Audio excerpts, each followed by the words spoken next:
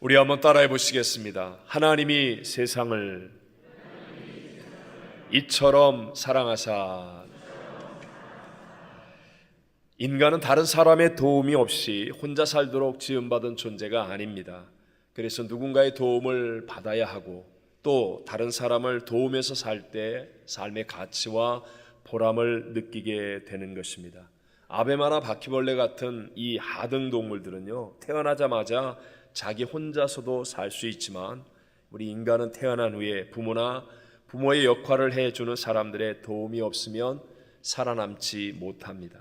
지금도 친구, 이웃, 선생님, 전문가 등 누군가의 도움을 주고 받으며 살아가고 있는 것입니다. 그렇기에 도움을 베푸는 사람의 수준이 나의 인생의 수준에도 큰 영향을 미칠 수밖에 없는 것이죠.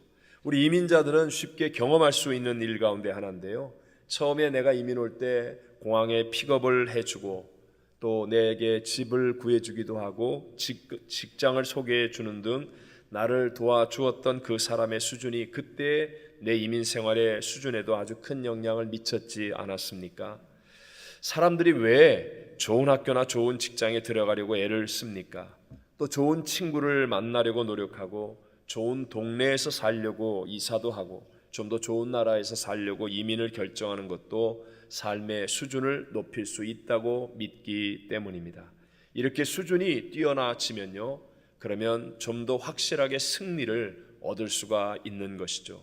우리의 인생을 최고의 수준으로 점프할 수 있게 해주는 것이 바로 올바른 신앙을 갖는 것입니다. 구약 성경에 보면 요셉이라는 사람의 이야기가 나오죠. 그 옛날 대제국 이집트에 노예로 팔려가서 강제로 이민 생활을 하게 되었고요, 또 억울한 누명을 쓰고 감옥에도 들어간 인생의 어떤 삶의 수준으로 말한다면 바닥까지 내려간 사람이었습니다. 그런데 그가 당시 세계 최강의 국가 이집트의 바로 왕 다음에 제2인자가 됩니다. 이집트의 좋은 가문에서 태어나서 온갖 엘리트 교육을 받으며 치열한 경쟁을 하는 인재들 수만 명이 죽도록 노력해도 오를 수 없는 하늘의 별 같은 총리 자리에 오르게 되었습니다. 요셉은 단순히 오르기만 한 것이 아니고요, 국가와 민족을 살리는 확실한 승리를 만들어내는 최고의 총리가 되기도 했습니다. 그런 모든 것의 이유가 무엇이겠습니까? 그것은 바로 요셉은 하나님을 믿는 신앙으로 최고 수준의 삶을 살았기 때문이었습니다. 국가이든 개인이든 올바른 신앙을 통해서 최고 수준의 하나님을 받아들이면 나의 삶의 수준도 최고의 수준으로 점프할 수 있다는 사실을 믿게 되시기를 바랍니다. 자, 그럼 우리가 이렇게 신앙생활하며 하나님을 받아들이면 누릴 수 있는 더 높은 삶의 수준은 어떤 것들이 있습니까? 오늘 성경을 통해서 확인해 보고자 합니다. 내가 과연 하나님을 받아들인 사람인가 확인할 수 있고요, 또 하나님을 받아들였으므로 내가 이렇게 변화될 수 있는 것이구나 라는 믿음을 가질 수도 있기 때문에 그렇습니다. 하나님이 세상을 이처럼 사랑하사 라는 제목으로 이 시대를 살고 있는 우리들에게 주시는 두 가지의 은혜를 함께 나누고자 합니다. 첫째로, 하나님을 받아들이면 최고 수준의 사랑의 삶을 살게 된다는 것입니다. 최고 수준의 어떤 삶이요? 사랑의 삶. 사랑의 삶. 오늘날 세상을 보면 누구나 알 수 있듯이 외형적으로는 더 많이 발전하고 편리해지고 좋은 세상이 되었습니다. 그럼에도 불구하고 사람들은 내면적으로는요, 더 많이 갈등하고 더 많이 미워하고 더 많이 고독하고 더 많이 불행하다고 생각하는 고통의 삶을 살아가고 있습니다. 그 이유가 무엇이겠습니까? 그것은 바로 사랑의 수준이 따라가지 못하기 때문입니다. 여러분, 우리가 수많은 범죄를 추적해보면 그 시작에도 그 뿌리를 추적해보면 당연히 받아야 할 사랑이 없었기 때문이었습니다. 품속에 자식을 사랑하지 않는 부모가 없지만, 그러나 바로 그 부모로 인해서 깊이 절망하고 크나큰 아픔을 안고 살아가는 자식이 의외로 많이 있다는 사실이죠. 세상의 모든 시인이 사랑을 칭송하고 모든 가수가 사랑을 노래하고 모든 작가가 사랑을 주제로 글을 쓰지만 모든 피조물은 유한하기 때문에 유한한 것으로부터 비롯되는 사랑 또한 유한할 수밖에 없다는 것이 진실입니다. 여러분, 우리 인간의 생각에도 용량이 있습니다. 우리 사용하는 컴퓨터 기기에도 몇 기가 그러면서 용량이 있듯이 여러분, 우리에게도 용량이라는 것이 있습니다. 그래서 나쁜 생각이 먼저 들어가면요, 좋은 생각이 들어가기가 쉽지가 않습니다. 그래서 원수마귀가 다스리고 있는 지금 이 세상은요, 신앙에 대해서, 교회에 대해서 좋은 일보다는 나쁜 정보를 막 쏟아붓듯이 전달하고 있죠. 교회의 성장이 멈추었다, 목회자가 타락했다, 아무개 장로, 아무개 권사, 아무개 집사가 이런저런 잘못을 저질렀다더라, 그러면서 막 부정적이고 나쁜 정보를 쏟아 부어놓습니다. 실제로는 여러분 보십시오, 우리 교회와 믿는 사람들로 인하여 얼마나 많은 좋은 일들, 진실한 희생, 섬김, 사랑 얼마나 많이 있는데, 그런데도 불구하고 이런 나쁜 정보가 막 쏟아져 들어가니까 믿지 않은 세상과 사람들에게는 이런 좋은 정보들이 들어갈 용량이 점점 없어져 버리고 마는 것입니다. 그래서 좋은 얘기를 해도 이제는 들으려고 하지 않습니다. 들을 용량이 없다는 것이죠. 그래서 하나님은 성경에 로마서 12장 3절에 이렇게 말씀하셨습니다. 시작. 내게 주신 은혜로 말미암아 너희 각 사람에게 말하노니 마땅히 생각할 그 이상의 생각을 품지 말고 오직 하나님께서 각 사람에게 나누어 주신 믿음의 분량대로 지혜롭게 생각하라. 아멘. 마찬가지로 사랑도 그렇습니다. 여러분, 인터넷 같은 것을 통해서 포르노, 아니면 불륜, 또 동성애, 이런 잘못된 것들이 옛날에는 도무지 볼 수도 없고 들을 수도 없고 알지도 못했던 이런 것들이 막 우리 안에 막 쏟아져 들어오는 거예요. 그러니까 이런 것들이 내 안에 막 들어오고 난 다음에는 진짜 사랑이 들어갈 여유, 용량의 여유가 없어져 버리고 마는 것입니다. 이 모든 것들을 극복할 수 있는 진짜 참된 사랑은 바로 여기에 있습니다. 어떤 경우에도 거짓됨으로 치우침이 없는 진실된 사랑입니다. 그 위에 더하여서 영원한 생명까지 책임져주는 최고 수준의 사랑입니다. 그것이 바로 예수님의 십자가를 통해서 주어지는 하나님의 사랑인 줄로 믿습니다. 자, 오늘 본문 16절을 다시 한번 읽어봅니다. 시작. 하나님이 세상을 이처럼 사랑하사 독생자를 주셨으니 이는 그를 믿는 자마다 멸망하지 않고 영생을 얻게 하려 하심이라. 아멘. 성경은 하나님의 이런 사랑을 이처럼 사랑하사라고 말하지 않습니까? 이처럼, 세상에서는 측량할 수도 없는 이와 같은 방법으로 사랑하신다. 하나님은요, 우리를 살리기 위해서 하나님의 한 분밖에 없는 독생성자 예수 그리스도를 십자가의 제물로 삼으시는 이런 어마어마한 방법으로 우리를 사랑하셨습니다. 우리 인간으로는 도무지 상상할 수 없는 방법이지만 저와 여러분을 죄와 사망에서 구원하기 위해서는 다른 방법이 없으셨기 때문에 이처럼 사랑하여 주셨습니다.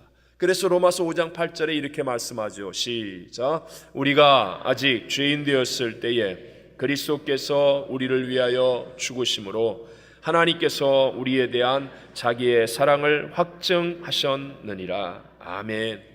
우리의 모습 그대로, 아니 죄인된 모습 그대로 하나님 우리를 사랑하셔서 대신 죽으셨다라고 말씀합니다. 그러니까 하나님은 우리가 가진 것 때문에 사랑하는 게 아니에요. 우리가 지위가 높아서, 아니면 세상에서 유명해서, 배운 것이 많아서, 사람들에게 박수를 받기 있기 때문에, 잘생기고 건강하기 때문에, 헌금을 많이 했기 때문에, 좋은 일을 많이 했기 때문에 나를 사랑하는 것이 아니라 내가 죄인 되었음에도 불구하고 이처럼 사랑하시는 하나님의 사랑으로 우리에게 다가오신 것입니다.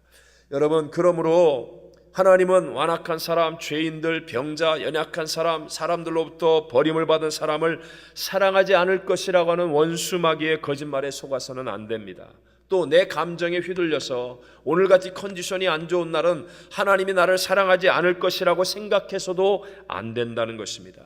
여러분, 어떤 경우에도 십자가를 똑바로 바라보게 되시기를 바랍니다. 예수님의 면전에서 3번이나 부인하고 저주까지 했던 베드로조차도 포용하고 사랑하시는 이만큼의 사랑입니다. 교회를 해방하고 포용하고 핍박했던, 예수 믿는 사람들을 감옥에 가두고 스데반 집사를 순교하게 만들었던 그런 사울까지도 찾아가서 용서하시고 그를 새롭게 만들어주시는 그 사랑의 넓이, 깊이, 높이는 측량할 수 없는 것입니다. 그러므로 우리는 이 십자가를 똑바로 바라보고 하나님의 사랑을 받아들여서 우리의 삶의 수준을 올려놓는 복 있는 성도가 되시기를 바랍니다. 현재 유엔이 발표하는 그 행복 지수라는 게 있는데요, 한국이 75위랍니다.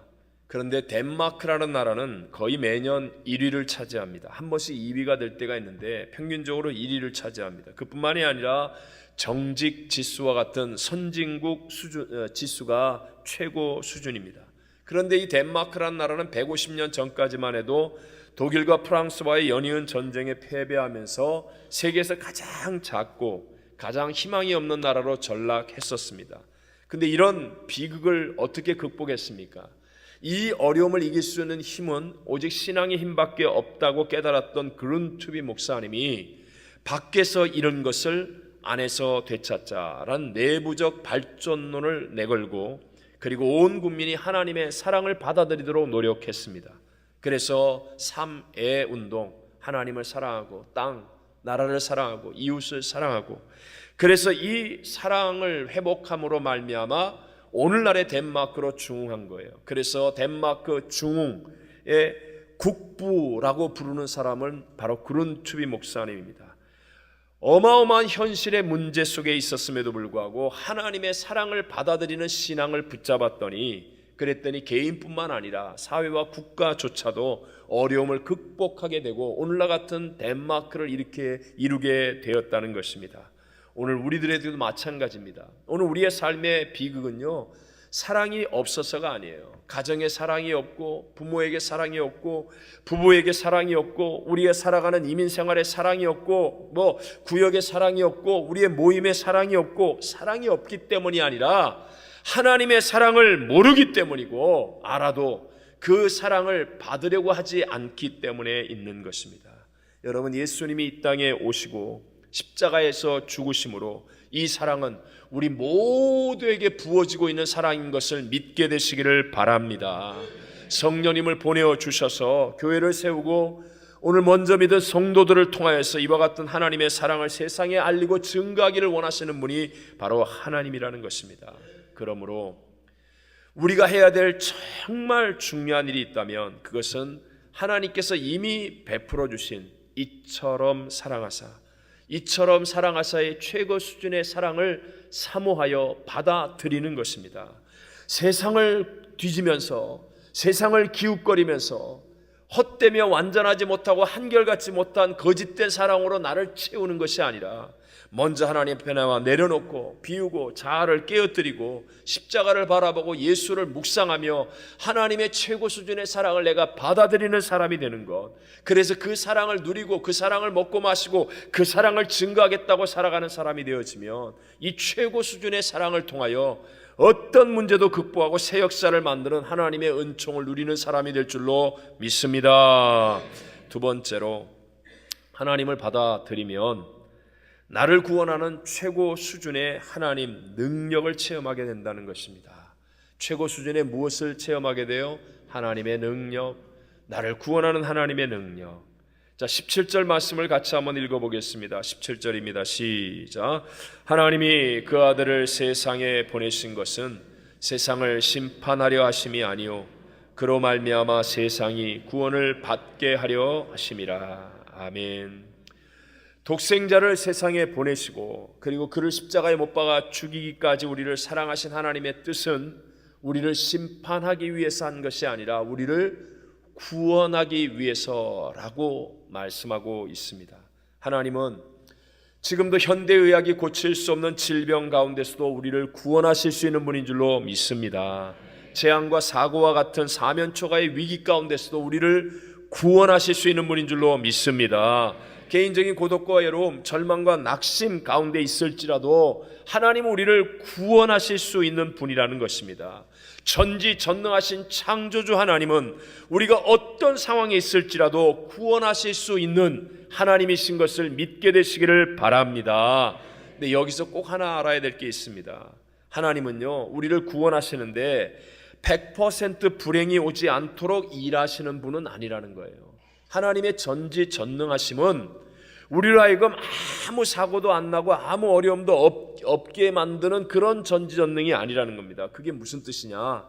때로는 우리의 삶에 유익하다면, 우리의 겉사람이 깨어지고 우리의 속사람에서 십자가의 능력이 흘러날 수 있다면 하나님 우리에게 고난도 허용하시는 능력이라는 것입니다.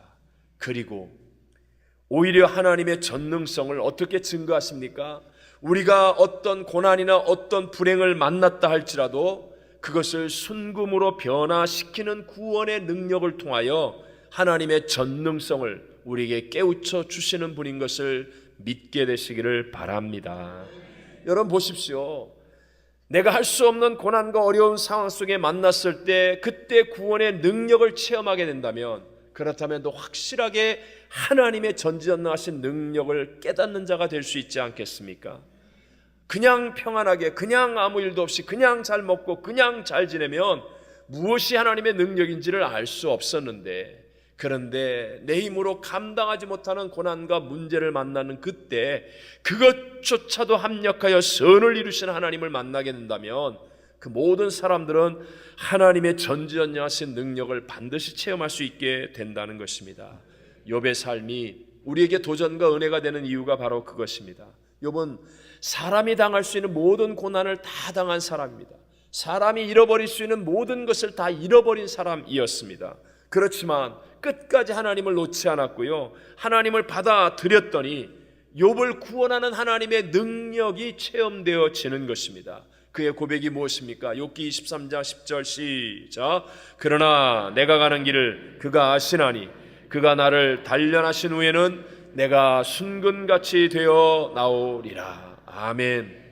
욥은 고난을 겪었지만, 어려움을 만났지만, 그럼에도 불구하고 하나님이 그것조차도 다 합력하여 선을 만들어주시는 갑절의 복으로 채워주신 하나님을 체험함으로 오늘 우리에게 더 큰 도전과 은혜를 주는 사람이 되었습니다. 신약에서도 사도 바울은 똑같은 내용의 고백을 하죠. 정말 중요한 우리가 잘 아는 성경입니다. 로마서 8장 28절 시작.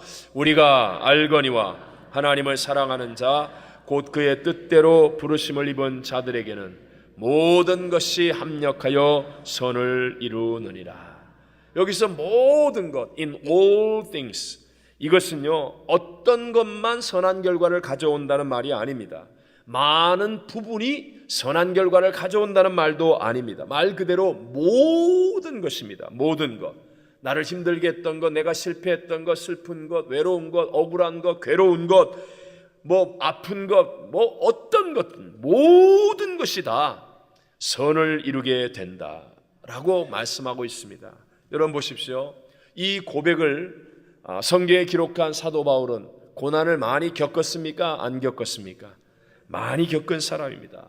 평생 육체의 가시, 사단의 사자로 육신의 연약함을 가지고 고생했습니다.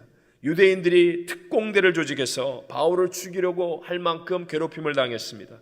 온갖 조롱과 핍박, 오해, 이런 고통 속에 살아갔습니다. 자기가 정성을 다해 키웠던 고린도 교인들에게조차도 사도권을 의심받기도 하고 배척을 당한 그 아픈 경험도 가지고 있는 사람이었습니다. 사도 바울의 고백을 한번 보십시오. 고린도후서 11장 23절부터 27절까지 다 같이 한번 읽어봅니다. 시작. 내가 수고를 넘치도록 하고 옥에 갇히기도 더 많이 하고 매도 수없이 맞고 여러 번 죽을 뻔하였으니 유대인들에게 40에서 하나 감한매를 5번 맞았으며 3번 태장으로 맞고 1번 돌로 맞고 3번 파선하고 일주야를 깊은 바다에서 지냈으며 여러 번 여행하면서 강의 위험과 강도의 위험과 동족의 위험과 이방인의 위험과 시내의 위험과 광야의 위험과 바다의 위험과 거짓 형제 중에 위험을 당하고 또 수고하며 애쓰고 여러 번 자지 못하고 줄이며 목마르고 여러 번 굶고 춥고 헐벗었노라. 아멘. 이토록 고난을 많이 당한 사람이 어디 있겠습니까? 그런데도 불구하고 사도 바울은 모든 것이 합력하여 선을 이룬다라고 선포하고 있습니다. 이유가 무엇이겠습니까? 그는 그 모든 고난 속에서 자신을 구원하는 최고 수준의 하나님의 능력을 체험했다 안 했다? 체험했기 때문이었습니다. 여러분, 제가 정말 중요하여 많이 반복하는 말이죠. 신앙생활은요, knowing about God이 아니에요. 하나님에 대해서 아는 게 아니라 knowing God이 돼야 됩니다. 하나님을 아는 것이 돼야 됩니다.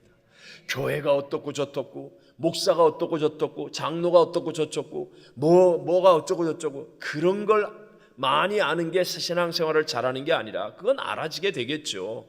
그러나 그것보다 먼저, 그리고 신앙의 본질은 하나님을 아는 것이 돼야 됩니다. 하나님의 사랑이, 하나님의 능력이, 하나님의 위대함이, 하나님의 전지전능함이 무엇인지를 체험하여 아는 사람이 되시기를 바랍니다. 그러기 위해 여러분은 성경 말씀을 그대로 받아들여야 합니다. 여러분, 주일날 이렇게 예배를 드리고 난 다음 남는 것이 무엇입니까? 하나님의 말씀이 여러분 앞에 남아 있어야 됩니다. 그러면 하나님을 체험합니다. 그런데 주일날 예배 드리고 나서 남는 거라고는 집에 가가지고 오늘 밥을 누가 어떻게 줬다는 둥, 누가 내 자리를 뺏었다는 둥, 아무개 옷이 이상하다는 둥, 누가 이상하게 나한테 인사를 했다는 둥, 누가 나한테 뭘 어쨌다는 둥, 이런 것만 밤새도록 묵상하고 월요일날 아침에 전화하고, 그러니까 하나님을 알 길이 없지 않습니까? 하나님을. 그 모든 시험과 환난과 문제 속에서도 하나님의 말씀을 붙들고 하나님의 말씀을 묵상하고 하나님의 말씀과 씨름하여 하나님의 말씀을 순종하는 사람이 되어지면 반드시 나를 구원하는 하나님의 능력을 체험하게 될 줄로 믿습니다. 여러분, 신앙생활이란 기도를 통하여 성령님을 받아들이는 것입니다. 여러분, 교회는 만민이 기도하는 곳이에요. 교회 와서 신앙생활이란 편한 것을 하는 게 아니라 기도하는 것을 하는 것입니다. 그래서 기도하여 성령을 받아들이고 성령 세례를 경험하고 방언 기도를 경험하고, 여러분, 이런 하나님을 아는 복 있는 자리에 있게 되시기를 주의 이름으로 축원합니다. 요즘은 북유럽의 국가들이 굉장히 주목을 받아서 저도 책을 읽다가 깜짝 놀랐습니다. 지금 전 세계에서 인구 대비 선교사를 가장 많이 파송한 나라가 노르웨이라는 나라라는 사실에 제가 깜짝 놀랐습니다. 여러분, 200년 전까지 노르웨이는요, 세계에서 가장 가난한 나라, 문맹률이 가장 높은 나라, 그리고 억압과 고통이 가장 많은 나라였었습니다. 400년 이상을 덴마크와 스페인의 식민지로 있었던 나라로 나무 껍질로 빵을 만들어 먹을 정도로 가난해서 길가에는 굶어 죽어가는 사람들의 시체가 흔했고, 학교는 부족했고, 대학이 나라 전체에 하나도 없었습니다. 그래서 글을 모르는 국민이 대부분이었고요, 국민의 자유도 보장되지 않은 억압과 이 자유가 없는 나라로 여행조차도 허락이 없으면 할 수가 없는 나라였었습니다. 그런데 그런 나라가 지금은 GNP 약 9만 불, 8만 9천 불, 세계 2위입니다. 2위. 문맹률 제로. 국민이 가장 자유를 많이 누리는 나라 1위. 무엇보다도 인구 대비 선교사를 세계에서 가장 많이 보낸 나라. 여러분, 이런 변화를 노르웨이 사람들은 허그 부흥이라고 부릅니다. 이 허그는 이렇게 하는 허그가 아니고요, 사람 이름이에요. 한스 넬슨 허그라고 하는 가난한 농부의 아들. 이 가난한 농부의 아들이 20살 때, 청년의 때죠, 우연히 삶의 모든 분야에 대한 대답이 들어있는 하나님의 말씀이라는 말과 함께 성경을 받습니다. 성경을. 근데 이 허그 청년은 글을 몰라서 성경을 읽을 수가 없었어요. 그래서 성경을 읽기 위해 20살에 글을 배웠습니다. 그리고 성경을 읽던 25살에 1796년 4월 5일 날 성경이 있는 대로 성령 세례를 받고 살아계신 하나님을 인격적으로 만나게 됩니다. 그러니까 knowing about God이 아니라 knowing God, 하나님을 알게 된 거예요. 그 후에 허가 없이 여행하는 것이 불법이었던 시대에 노르웨이 천국을 여행하면서 하나님 말씀을 전하였고, 30년 동안에 1,000개가 넘는 성경 공부하는 모임을 만들었습니다. 그런 일로 인해서 10년씩 감옥에 갇혀 있기도 했지만 그는 그 감옥에서는 책을 썼습니다. 당시에 노르웨이 인구가 1700년대에 80만 명이었답니다. 그런데 문맹률이 가장 높았던 그 나라였는데 그의 책이 20만 권이나 팔렸다는 거예요. 그 이후에 허구는 백성들의 지지를 받아 국회의원이 되기도 했었고요. 모든 사람이 정직하게 일하여 부를 창출할 수 있는 법률을 만들면서 사회 개혁을 주도하기도 했었습니다. 결국 허그라는 청년 한 사람이 받아들였던 하나님의 말씀, 그 청년 한 사람이 읽었던 성경, 이 성경이 수많은 사람들을 변화시키고 결국은 그 나라 전체를 바꾸는 새 역사를 이루는 하나님의 능력의 통로가 된 줄로 믿습니다. 네. 여러분, 오늘 저희 교회는 새생명 전도 축제를 3부 예배 때 합니다. 하나님의 말씀을 받아들이고 그리고 기도를 통하여 성령을 받아들이는 것이 한 개인에게 있어서 얼마나 소중한 일인지요. 제가 전에도 한번 드렸던 질문인데 다시 한번 여러분 생각해 보십시오. 제가 지금 하는 질문 중에 다음에 3가지 중에 답을 찾아보십시오. 질문이 뭐냐? 육신의 아버지에게 가장 큰 죄가 무엇이냐는 거예요. 내 육신의 아버지에게 가장 큰 죄 1. 아버지에게 용돈을 적게 드린다. 2. 아버지에게 전화를 자주 안 한다. 3. 아버지에게 내 아버지가 아니라고 한다. 어느 게 가장 큰 죄예요? 3번이지 않습니까? 그렇다면 여러분, 다음에 말하는 3가지 중에 내 하나님 아버지에게 가장 큰 죄가 무엇이겠습니까? 1. 하나님에게 헌금을 잘 안 한다. 2. 하나님에게 기도를 잘 안 한다. 3. 하나님이 없다고 한다.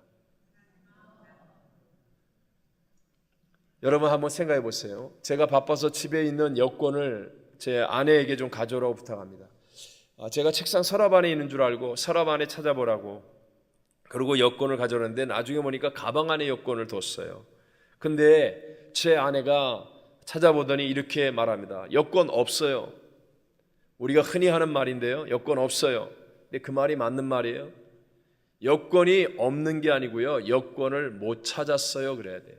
책상 서랍에서 여권을 못 찾았어요. 하나님에 대해서도 마찬가지 아닙니까? 자기가 책상 서랍만 열어보고 여권 없다고 여권 없어요 하고 얘기하는 것처럼 자기가 알고 있는 몇 가지 해보고 하나님 못 찾고 난 다음에 하나님이 없어요 이렇게 말하면 됩니까? 자기가 하나님을 못 찾은 거죠. 아직 하나님을 못 찾은 것이죠. 네. 시편 14편 1절에 이렇게 말씀하죠. 시작. 어리석은 자는 그의 마음에 이르기를 하나님이 없다 하는도다. 그들은 부패하고 그 행실이 가증하니 선을 행하는 자가 없도다. 아멘. 아직도 하나님을 못 찾은 사람들입니다. 하나님이 없는 게 아니에요. 하나님은 살아계시고 이 시간도 하나님은 역사하고 계신 분인 줄로 믿습니다. 하나님을 아직 못 찾은 사람들에게 그 하나님을 만날 수 있게 하는 게 교회이고 먼저 믿은 우리들이 해야 될 일 아니겠습니까? 하나님을 받아들이면 그러면 십자가의 예수님을 통해 주시는 최고 수준의 사랑을 체험하게 될 줄로 믿습니다. 하나님을 받아들이면 나를 구원하는 최고 수준의 하나님의 능력을 반드시 체험하게 될 줄로 믿습니다. 이게 있어야 우리가 우리의 삶을 점프하는 거예요. 세상을 이길 만한 요셉과 같은 인물이 나오는 것이고 우리의 삶 속에서 하나님이 주시는 복과 은혜를 가지고 참된 자유를 선포하고 승리의 길을 걸어가는 행복한 그리스도인이 될 수 있다는 것입니다. 우리 모두 하나님을 받아들이는 삶이 되시고 또 이 하나님을 증거하는 복 있는 삶을 살게 되시기를 주의 이름으로 축원합니다.